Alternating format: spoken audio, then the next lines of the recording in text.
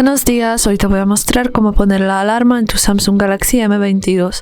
Para eso entramos en reloj y si quieres poner una alarma que existe, hay que simplemente pulsar aquí en este botón y ya tenemos la alarma puesta. Para desactivarla pulsamos en el mismo botón. Para crear una alarma nueva tenemos que pulsar aquí en la cruz. Y aquí vamos a establecer la hora y los minutos de la alarma. Aquí podemos también elegir los días en los que queremos que suene la alarma. Podemos nombrarla, cambiar su sonido, hacerla vibrar, hacerla repetirse, etc. Y cuando terminamos con vamos a pulsar aquí en guardar y ya tenemos la alarma puesta. Para desactivarla hay que pulsar aquí en esta opción.